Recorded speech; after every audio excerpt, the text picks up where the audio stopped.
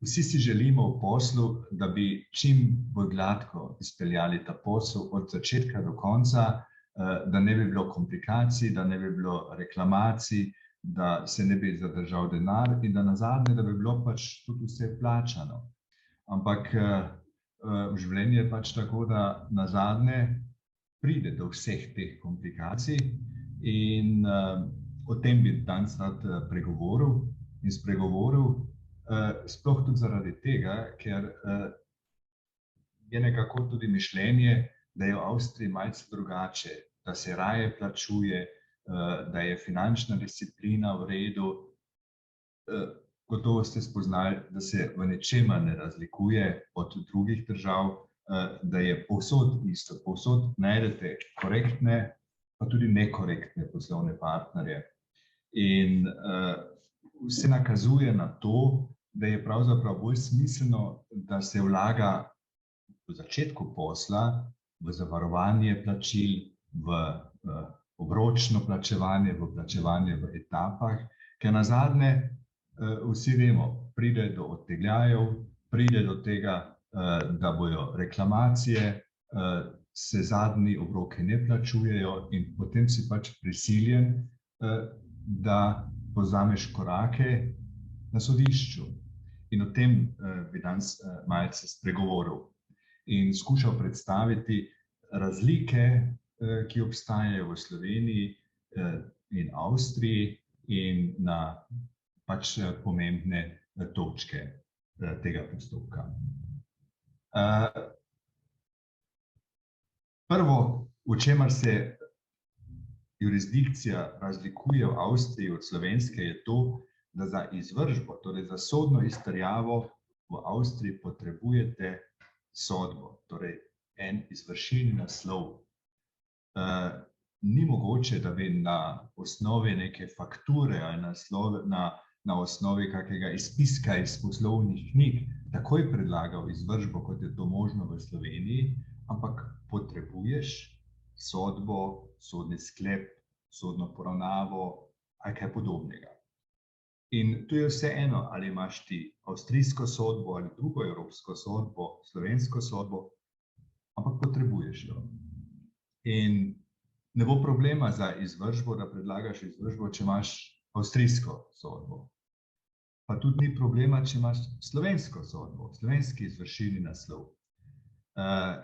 Enostavno potrebuješ pa poleg te slovenske sodbe, slovenskega sodnega sklepa, še en drug obrazec, mi temu pravimo evropsko potrdilo, EU potrdilo, strokovno je to evropski izvršilni naslov, en formular, ki obstaja v dveh različicah.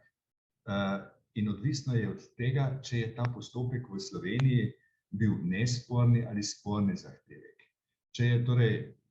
Če se ni branil vaš dolžnik, pa je prišlo recimo do zamudne sodbe, ali pa da je priznal zadevo, ali pa do poravnave, potem je to nesporni zahtevek in potem dobite ta obrazec, ta izvršilni naslov po tej uredbi, ki sem jo tu zapisal, številka 805/2004. Če se je pa dolžnik branil in se je cel postopek moral izvesti, dobite pa potrdilo po uredbi 1215/2012. Se malo razlikujeta tale dva formularja in tele obrazce izdaja v Sloveniji tisto sodišče, pri katerem ste pridobili tudi sodbo. Kot sem že rekel, temelj izvršbe v Avstriji ne more biti kot v Sloveniji verodostojna listina. Torej ne račun, ne izpisek iz poslovnih knjig, ne menica, ne ček. Potrebuješ enostavno sodno odločitev. Možen pa je slovenski notarski zapis, torej ta pride seveda bolj v poštev pri bankah, ki se v začetku že zavarujejo za svoje kredite. In ta izvršljivi slovenski notarski zapis velja isto kot ena sodba. In prav tako pa potrebujete tu tudi isti obrazec, gre pa tu za nesporno zadevo in tu mora notar ta obrazec izpolniti. Tu pride včasih do težav, ker še pač notarji niso toliko vešči tega in je treba pazljivo to izpolniti. Torej, če imaš avstrijsko sodbo, slovensko sodbo je v redu, lahko pa tako rekoč tudi neko evropsko sodbo. To je, da je netočno povedano, gre za evropski plačilni nalog. Kaj je posebnost tega? Če imate poslovnega partnerja v Avstriji in recimo, da je pristojno sodišče v Avstriji, ga lahko tožite najprej v Avstriji pri rednem sodišču, lahko pa zahtevate tudi evropski plačilni nalog. Avstrija ima za te evropske plačilne naloge eno centralizirano okrajno sodišče na Dunaju in enostavno sodišče takoj na ta predlog izda ta plačilni nalog in če dolžnik ne ugovarja v roku 30 dni, je to pravnomočno in lahko na osnovi tega vlagate izvršbo. Isto velja, če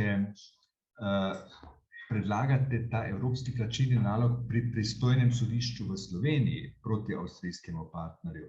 Seveda pogoj je, da je slovensko sodišče pristojno. Glede pristojnosti bi moral samo toliko omenil, da če delate preko meje in če je vaš poslovni partner, recimo avstrijski potrošnik, bolj bo za primer spora v glavnem pristojno avstrijsko sodišče, torej tisto sodišče, kjer ima ta potrošnik tudi svoje bivališče. Če pa poslujete z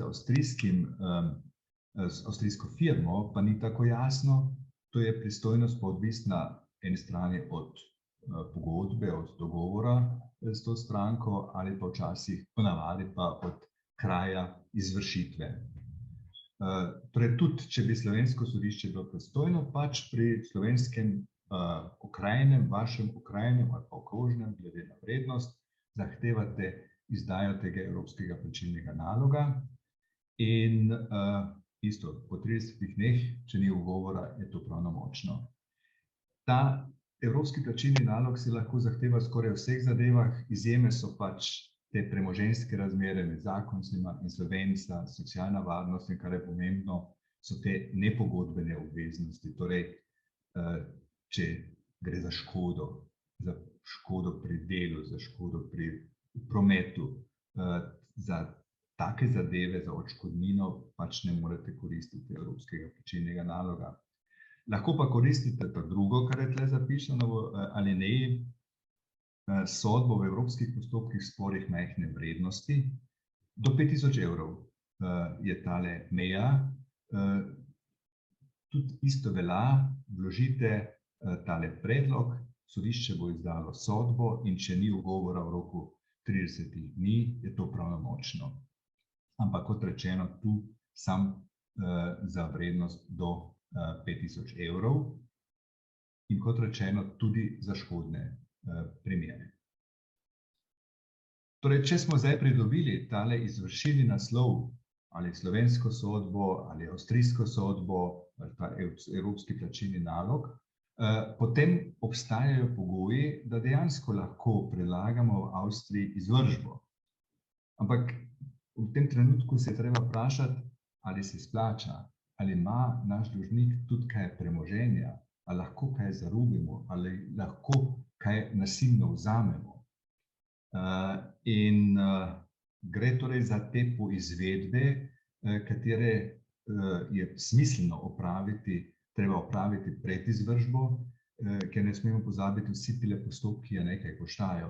V Avstriji treba takoj sodne takse ob vložitvi vsakega predloga plačati in položiti in zato se splača najprej tudi malo pogledati, ali sploh obstaja neka verjetnost, da bomo prišli do plačila našega dolga.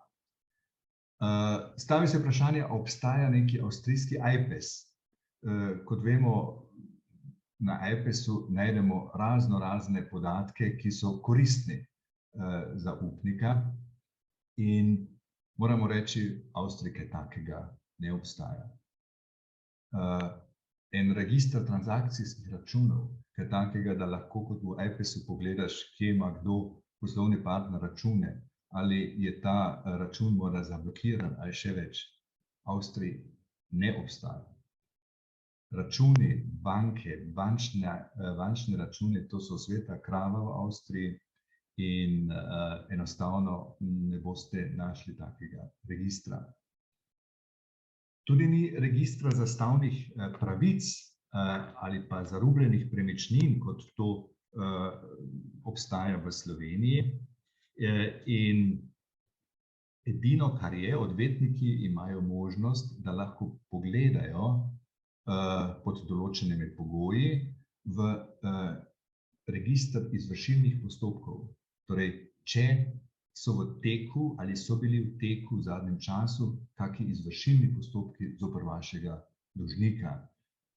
Tako da se vidiš, če ima ta cel seznam 10 pa še več izvršilnih postopkov, da vidiš, tu gre le bolj proti stečaju, in na drugi strani, če pa ni nobenih takih izvršilnih postopkov, je verjetnost večja, da morda le pridemo do uspeha v izvršilnem postopku. Kakšne poizvedbe bi še lahko opravili? Poizvedbe glede delovnega mesta ni možno. Enostavno ni nobenih registrov, ne moreš pridobiti verodostojne informacije, kje ima kdo delovno mesto. Možno je seveda dobiti informacijo glede bivališča. Vsaka poizvedba v Avstriji nekaj stane. Taksa je za vsak vpogled in če imate ime, priimek in rojstne podatke dolžnika, se da ugotoviti bivališče, kar je seveda pomembno tudi za pristojnost izvršilnega sodišča, ker če ne veš za naslov, tudi ne veš, kje bi vlagal takšen predlog. Poizvedba glede nepremičnin, torej zemljiško knjigo, tu pa dejansko obstaja možnost pod istimi pogoji. Če imaš ime, priimek in rojstne podatke, lahko v elektronski zemljiški knjigi ugotoviš, ali je dolžnik lastnik kakšne nepremičnine, potem tudi vidiš, ali je ta nepremičnina obremenjena ali ne. Torej, tu je ta možnost dejansko dana, ker v zemljiški knjigi so tudi rojstni podatki zapisani, tega v Sloveniji ni več in zaradi tega lahko najdemo te podatke. Prav tako najdemo poizvedbe glede podjetja.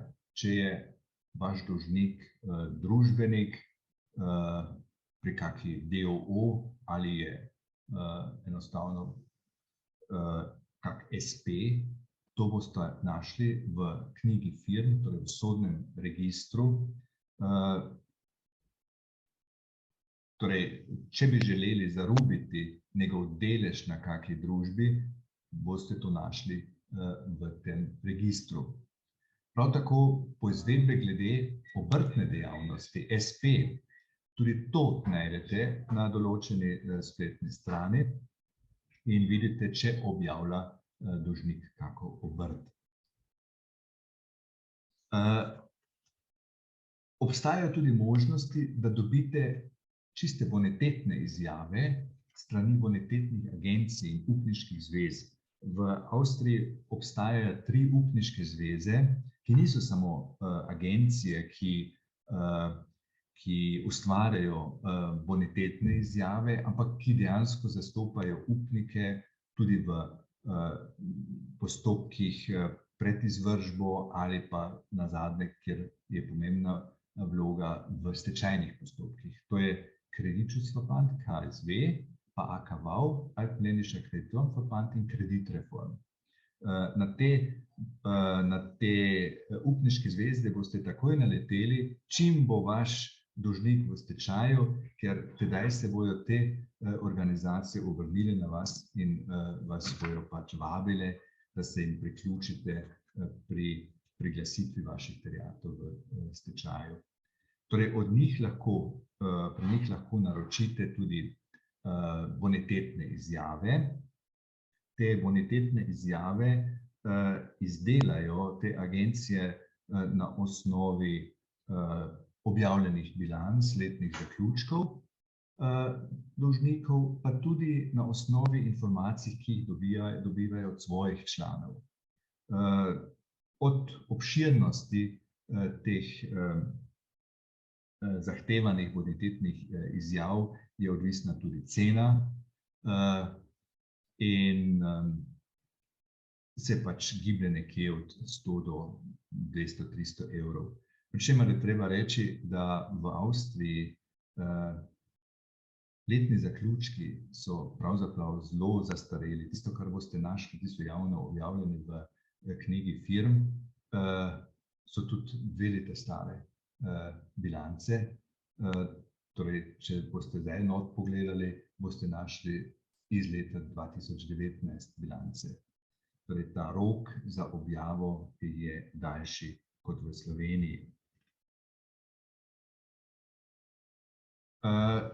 Če smo te prve ugotovitve oziroma poizvedbe izvedli in pravzaprav prišli do zaključka, v redu, dolžnik ima neko premoženje, ni čisto bankrotiran, potem gre za vprašanje, katero izvršbo bomo izbrali, na katero premoženje bomo skušali seči. In v Sloveniji je glavno na bančni račun. Izvršba na bančni račun, na transakcijski račun, je tudi v Avstriji možna. Ampak tu je kar precej razlik do slovenskega postopka. Prva razlika je ta, da ti sploh lahko vlagaš izvršbo, predlog na izvršbo na bančni račun, moraš vsaj banko poznati. Če niti ne veš, pri kateri banki ima bančni račun, enostavno ne moreš vlagati izvršbe. Ni potrebno poznati do tankosti številko tega bančnega računa, ampak kot rečeno banko. In bank imamo v Avstriji nekaj 100. Vsaka Raiffeisen banka je samostojna banka. Ne moreš reči samo ima račun pri Raiffeisen banki. Pri kateri? To ima vsak kraj ima svojo Raiffeisen banko. In torej, ker ni registra teh računov, boste imeli že težavo pri izbiri bančnega računa, banke, pri kateri bi mogel obstajati tak bančni račun. Druga ovira je ta, tudi če ste navedli račun, če ste navedli, pri kateri banki ima račun, imate samo en udarec. Ni tako kot v Sloveniji, da vložiš predlog na izvršbo, na ta in te račune in potem, če v tem trenutku ni nobenega dobroimetja, je pač na čakanje ta izvršba. Ne, v Avstriji se zarubi samo tisto, kar je kot dobroimetje v tem trenutku, ko banka prejme tole izvršilno dovoljenje. Če tam ničesar ni, tudi ni na čakanju, boste morali ponovno vlagati izvršbo. In tu poznamo seveda zelo prebrisane dolžnike, ki delajo tudi z elektronskim bančništvom, ki pač gledajo, da na teh računih ni dosti kaj. In če je že priliv, se ta priliv hitro prelije nekam drugod. Torej, ta možnost, da bi z izvršbo na bančni račun dejansko kaj iztržili, ni velika. Morate imeti precej sreče. Izvršba na hranilno knjižico še težja, ker da sploh lahko vlagate ta predlog, morate imeti v posesti to hranilno knjižico. Ali pa morate vedeti, kje se nahaja ta hranilna knjižica, ker ne, da bi izvršilni organ odvzel najprej hranilno knjižico, ne moreš vlagati izvršbe.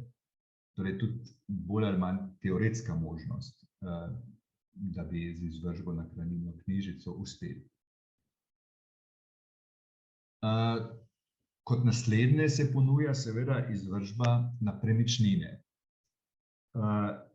V Avstriji, v razliko do slovenske ureditve, so izvršitelji sodni izvršitelji, torej so zaposleni pri državi, niso to privat, ampak so sodni izvršitelji, kar je prednost, oni dobijo plačo in so tudi malce od uspeha odvisni, če jim uspeha zarubiti in prodati, so tudi udeleženi. V Sloveniji imaš le tisti vtis, da če gre izvršitelj na izvršbo, prvi poizkus je, vsaj meni se tako zdi, zmeraj neuspešen, ni našel nikogar, tako da mora drugič poizkusiti, ampak dvakrat zaračuna. Torej, v Avstriji so ti stroški nižji. Smiselno pa je, da si pri tem rubežu prisoten. Verjetnost, da bi kaj pametnega zarubil, kaj takega, kjer dobiš tudi večji izkupiček, ni tako velika, ampak ob tej priložnosti se lahko z dolžnikom potem pod tako rekoč pokroviteljstvom izvršitelja, sodnega izvršitelja dogovoriš za obročno plačevanje.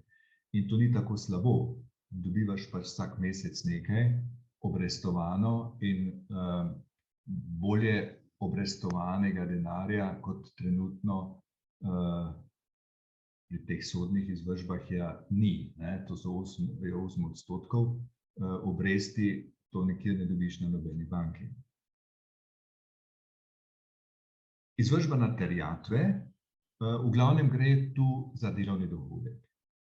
In kot smo rekli, nekega registra, iz katerega bi vnaprej vedel, kje kdo dela, tega ni, ampak ti lahko enostavno predlagaš izvršbo na delovni dohodek, ne da bi vedel za delovno mesto, in je sodišče samo od sebi dolžno, da poišče takega delodajalca, če obstaja. In postopek je sicer pa podoben kot v Sloveniji, gre pa za to, da ti lahko zarubiš samo tisti del redne plače, ki je nad eksistenčnim minimumom.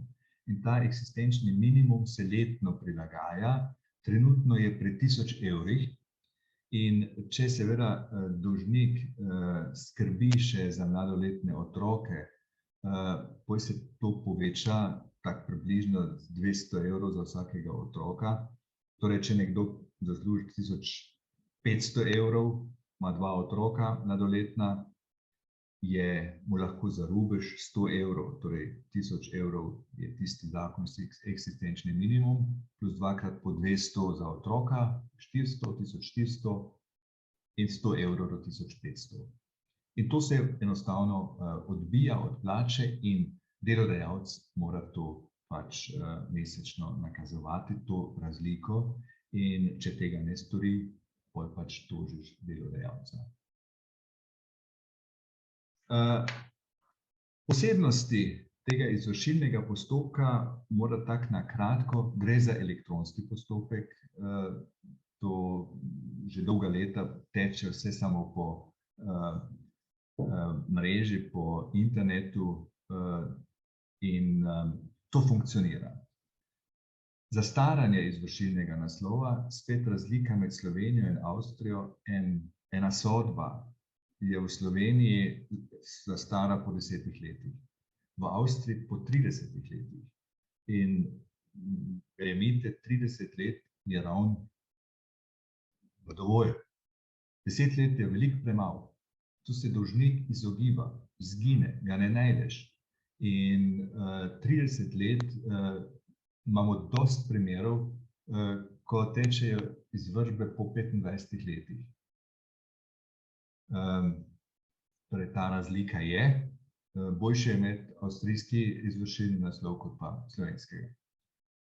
Obresti, slično kot v Sloveniji, zastarajo po 3 letih, razen če ti torej pred potekom teh 3 let spet predlagaš izvršbo, potem se to pač redno podaljšuje. Sodne takse pri izvršbi Treba jih je plačati takoj pri predlogu in sam kot primer, recimo do neke vrednosti 3500 evrov je ta sodna taksa 100 evrov, približno do 35 000 evrov vrednosti je sodna taksa 200 evrov, 70 000 evrov 300 evrov. Torej sodna taksa, s tem so stroški sodišča pokriti za ta izvršilni postopek. K temu pridejo še odvetniški stroški, ki so pač tudi odvisni od višine terjatve in se nahajajo približno v tisti višini kot te takse. Trajanje postopka, kot rečeno, vse elektronsko, te sklepe dobiš takoj, torej tu ne čakaš dolgo, to je dan, 2 dni. Ono je pa odvisno od načina izvršbe.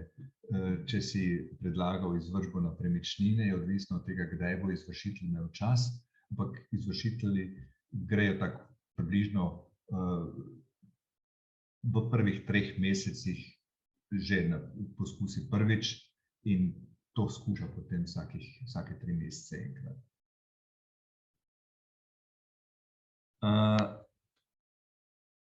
Ker je pač to povezano tudi z insolvenco, bi sam še nekaj besed tudi k insolvenčnem postopku. Torej, v postopku, ko enostavno v izvršbi ne boste prišli do denarja, ker je preveč upnikov, to ponavadi potem preide v stečajni postopek in tam morate pravzaprav isto spet početi.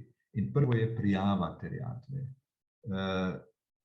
Razlika do Slovenije, v Sloveniji imaš določen rok, do katerega moraš svojo terjatev prijaviti. V Avstriji tak rok tudi obstaja, ampak ni problem, lahko prijavljaš terjatve tudi tik pred koncem tega stečajnega postopka, da vidiš, ali se ti sploh splača, da boš prijavljal ali ne. Stroški postopka. Sodna taksa je 47 evrov za priglasitev, k temu pridejo pa še stroški tistega, ki je za vas to prijavil. Insolvenčni postopki trajajo v Avstriji pravzaprav zelo kratko. Če dolžnik ni večje podjetje, ki ima veliko mrežo po celi Evropi, se bo ta postopek hitro zaključil, tako med eno leto do 2 let, s tem lahko računate. In večinoma, ali pa dostikrat se konča ta insolvenčni postopek s tako zvano prisilno poravnavo, da dolžnik pač ponudi, da bo plačal 20% v roku 1 leta. Potem pa v 4 obrokih to plača. To je nekje en zelo verjeten izid kakega insolvenčnega postopka.